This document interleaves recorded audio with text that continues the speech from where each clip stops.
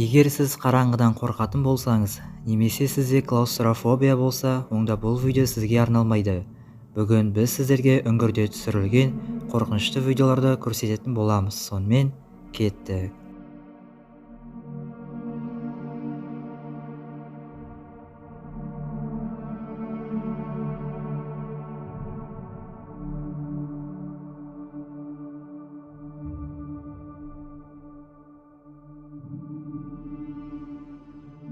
Дэниел есімді жігіт 30 минуттық видео түсірді, және ол достарымен үңгірді зерттеп жатыр. Бірақ бір қызығы, олар үңгірге түсуге дайын емес. Бірақ амал жоқ, олар үңгірге түседі.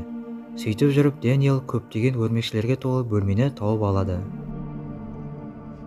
Oh, I'm not scared of spiders, but there's a shitload of them.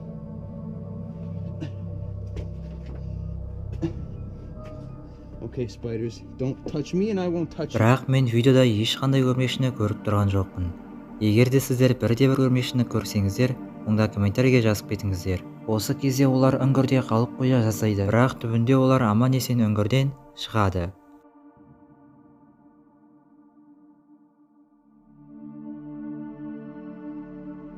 Зерттеушілер тобы үңгірде қиын жағдайға тап болады. Видеода біз бұл адамның тар жерден шығуға тырысып жатқанын көреміз. Тіпті ол жер суға тола бастайды. Жалпы адамдар осындай жағдайға тап болса, онда өз бетінше сол жерде қалып қояды. Өйткені ондай адамдар сол жерден шыға алмайтынын біледі. Сол себептен қалып қояды. Керек десеңіздер көмек шақырады, бірақ оны ешкім естімейді.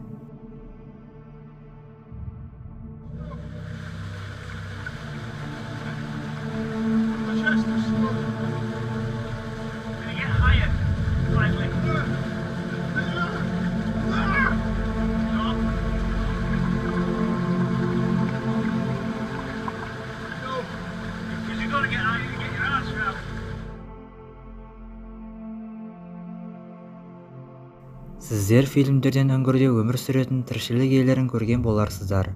Ал бұл видео Техас үңгірлерінің бірінде түсірілген. Автор камераға белгісіз тіршілік иесін түсіріп алады. Әрине, менің ойымша бұл видео монтаж сияқты. Өйткені бұл видео өте нашар түсірілген.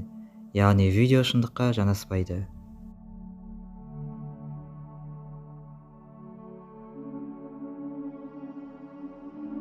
Стив Ронни есімді жігіт өзінің зерттеу тобымен терең үңгірге түсуге шешім қабылдайды. Сөйтіп олар ең терең үңгірге түсіп әрі қарай жүреді. Және біраз уақыттан кейін олар үңгірде адасып жүрген кішкентай қызды тауып алады.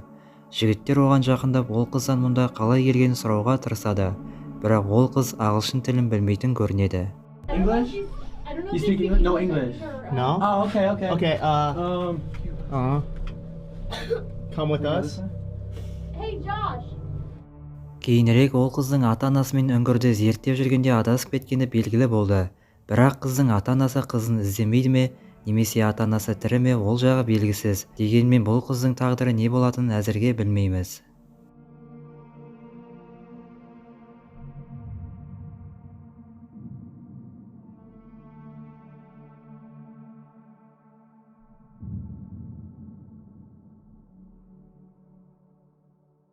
Бұл видеода кәсіби үңгіршілер жаңа үңгірді зерттеп жатыр.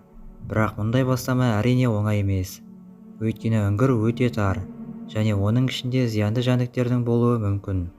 Сөйтіп зерттеушілер тағы бір қиындыққа тап болады. Көріп тұрғандарыңыздай, олар тар үңгірде қысылып қалады. Бірақ сіздер уайымдамаңыздар. Олар кәсіби мамандар. Яғни оларға бұл қиындық түк те емес. Олар мұндай жағдайда сабырлық сақтайды. Тіпті әзілдеп те алады. Солай ғана олар бұл қиындықты жеңіп шығады.